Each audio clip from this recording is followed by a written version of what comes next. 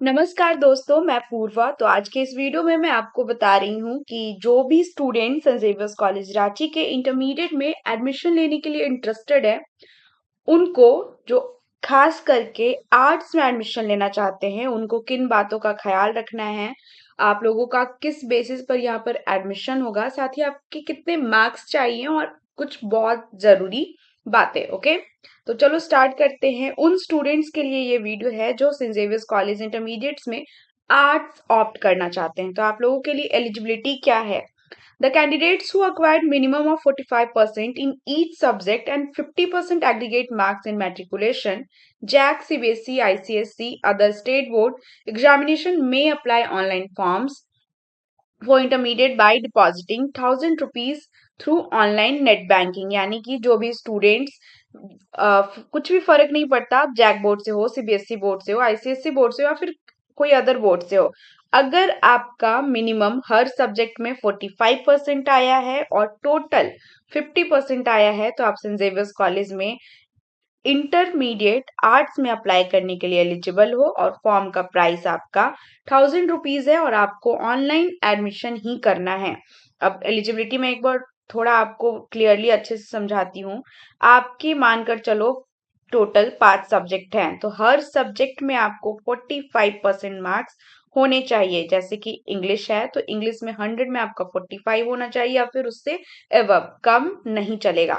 Hindi likewise 100 में 45, mathematics में 145, संस्कृत में 100 में 45, साइंस, सोशल साइंस लाइकवाइज, और कुछ भी आपका जो भी एडिशनल सब्जेक्ट रहा हो। ठीक है, तो ये आपका था एलिजिबिलिटी आपका आर्ट्स वालों का क्या है। ओके, अब इसके अलावा कुछ खास इंस्ट्रक्शंस जो कॉलेज ने आप लोगों के लिए जारी करा है वो है, देखो। इंटरमीडिएट आर्ट्स 2024 वालों के लिए, the college offers the following subjects only, the students are not allowed to take other than these subjects. The candidates who are not permitted to change their subjects once the admission process has been completed.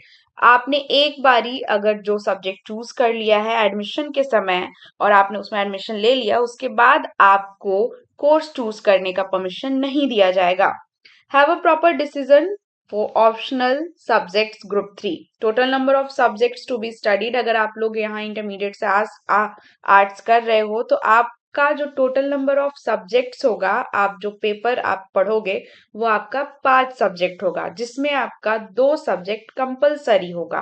Compulsory यानी कि वो आप choose नहीं कर सकते हो, वो आपको पढ़ना ही पढ़ना होगा, जिसमें आपका कोर इंग्लिश होगा 100 मार्क्स का, इलेक्टिव लैंग्वेज आपका हिंदी होगा 100 मार्क्स का। इसके बाद ऑप्शनल पेपर आपके 3 पेपर होते हैं, जिसमें आपका पहला इकोनॉमिक्स है जो 100 मार्क्स का होगा, पॉल साइंस है जो आपका 100 मार्क्स होगा, और तीसरा जो पेपर है उसमें 2 आपको चूज करने होते हैं। दोनों में से कोई आप एक चूज करो। जियोग्राफी, जिसमें जो टोटल आपका 100 मार्क्स का होता है, जिसमें थ्योरी आपका 70 मार्क्स का होगा एंड प्रैक्टिकल आपका 30 मार्क्स का, और दूसरा हिस्ट्री जो आपका टोटल 100 मार्क्स का होगा।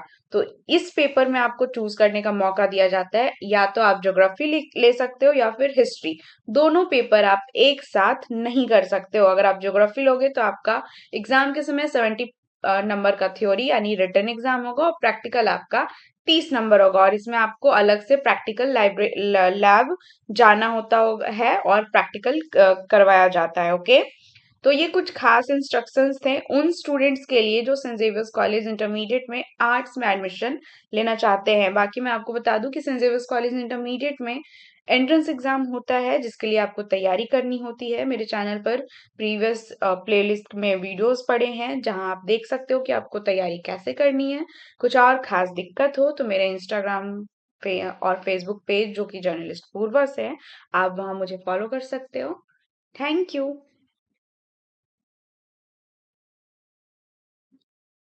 ओके, तो अब बात करें आपका इसके बाद डॉक्यूमेंट्स जो आपको एडमिशन के समय चाहिए होंगे, जिसके बिना आपका एडमिशन पूरा नहीं हो सकेगा। भले आपने एंट्रेंस एग्जाम निकाल लिया हो, लेकिन अगर आप ये सारे डॉक्यूमेंट्स प्रोवाइड करने में असक्षम होते हैं तो आपका जो एडमिशन है वो डिस्क्वालीफाई कर दिया जाएगा। तो अभी आपके पास बहुत ज्यादा समय है, आप लोग ये सारे सर्टिफिकेट्स रेडी रखो, जिसमें आपका है स्कूल लिविंग सर्टिफिकेट जो आपको स्कूल से मिलेगा, character certificate, admit card, marksheet, migration certificate, provisional certificate, caste certificate, अगर आप SC, ST, OBC 1, OBC 2 हो तो ओके। इसके बाद बैप्टिज्म सर्टिफिकेट जो स्टूडेंट क्रिश्चियन है, एंड आपका आधार कार्ड।